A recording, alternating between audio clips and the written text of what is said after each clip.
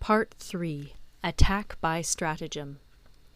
Sun Tzu said, "In the practical art of war, the best thing of all is to take the enemy's country whole and intact. To shatter and destroy it is not so good. So too, it is better to recapture an army entire than to destroy it, to capture a regiment, a detachment, or a company entire than to destroy them. Hence, to fight and conquer in all your battles is not supreme excellence. Supreme excellence consists in breaking the enemy's resistance without fighting. Thus, the highest form of generalship is to balk the enemy's plans. The next best is to prevent the junction of the enemy's forces. The next in order is to attack the enemy's army in the field. And the worst policy of all is to besiege walled cities. The rule is not to besiege walled cities if it can possibly be avoided. The preparation of mantlets, movable shelters, and various implements of war will take up 3 whole months, and the piling up of mounds against the walls will take 3 months more.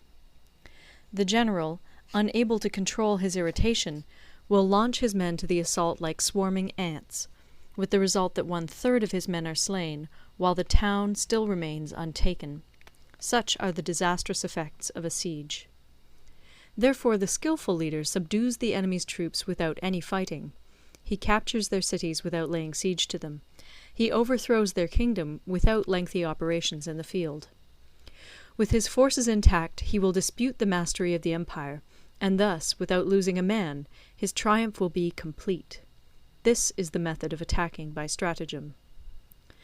It is the rule in war, if our forces are 10 to the enemy's 1, to surround him; if 5 to 1, to attack him; if twice as numerous, to divide our army into 2. If equally matched, we can offer battle; if slightly inferior in numbers, we can avoid the enemy; if quite unequal in every way, we can flee from him. Hence, though an obstinate fight may be made by a small force, in the end it must be captured by the larger force. Now the general is the bulwark of the state. If the bulwark is complete at all points, the state will be strong. If the bulwark is defective, the state will be weak. There are 3 ways in which a ruler can bring misfortune upon his army. 1. By commanding the army to advance or to retreat, being ignorant of the fact that it cannot obey. This is called hobbling the army. 2. By attempting to govern an army in the same way as he administers a kingdom, being ignorant of the conditions which obtain in an army. This causes restlessness in the soldiers' minds. 3. By employing the officers of his army without discrimination through ignorance of the military principle of adaptation to circumstances. This shakes the confidence of the soldiers. But when the army is restless and distrustful, trouble is sure to come from the other feudal princes. This is simply bringing anarchy into the army, and flinging victory away. Thus we may know that there are 5 essentials for victory. 1. He will win who knows when to fight and when not to fight. 2. He will win who knows how to handle both superior and inferior forces. 3. He will win whose army is animated by the same spirit throughout all its ranks. 4. He will win who, prepared himself, waits to take the enemy unprepared. 5. He will win who has military capacity and is not interfered with by the sovereign. Hence the saying, if you know the enemy and know yourself, you need not fear the result of 100 battles. If you know yourself, but not the enemy, for every victory gained you will also suffer a defeat. If you know neither the enemy nor yourself, you will succumb in every battle. End of Part 3. Part 4.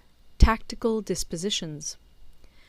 Sun Tzu said, "The good fighters of old first put themselves beyond the possibility of defeat, and then waited for an opportunity of defeating the enemy. To secure ourselves against defeat lies in our own hands, but the opportunity of defeating the enemy is provided by the enemy himself. Thus the good fighter is able to secure himself against defeat, but cannot make certain of defeating the enemy. Hence the saying, one may know how to conquer without being able to do it." Security against defeat implies defensive tactics. Ability to defeat the enemy means taking the offensive.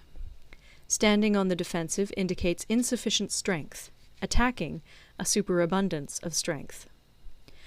The general who is skilled in defense hides in the most secret recesses of the earth. He who is skilled in attack flashes forth from the topmost heights of heaven. Thus, on the one hand, we have ability to protect ourselves, on the other, a victory that is complete. To see victory only when it is within the ken of the common herd is not the acme of excellence. Neither is it the acme of excellence if you fight and conquer, and the whole empire says, "Well done!" To lift an autumn hair is no sign of great strength. To see the sun and moon is no sign of sharp sight. To hear the noise of thunder is no sign of a quick ear. What the ancients called a clever fighter is one who not only wins, but excels in winning with ease. Hence his victories bring him neither reputation for wisdom nor credit for courage. He wins his battles by making no mistakes.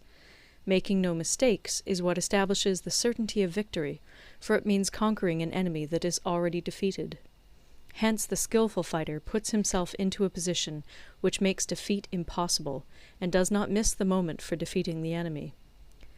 Thus it is that in war the victorious strategist only seeks battle after the victory has been won, whereas he who is destined to defeat first fights and afterwards looks for victory. The consummate leader cultivates the moral law and strictly adheres to method and discipline. Thus it is in his power to control success. In respect of military method we have, firstly, measurement, secondly, estimation of quantity, thirdly, calculation, fourthly, balancing of chances, fifthly, victory. Measurement owes its existence to earth, estimation of quantity to measurement, calculation to estimation of quantity, balancing of chances to calculation, and victory to balancing of chances. A victorious army opposed to a routed one is as a pound's weight placed in the scale against a single grain. The onrush of a conquering force is like the bursting of pent-up waters into a chasm 1,000 fathoms deep. End of Part 4.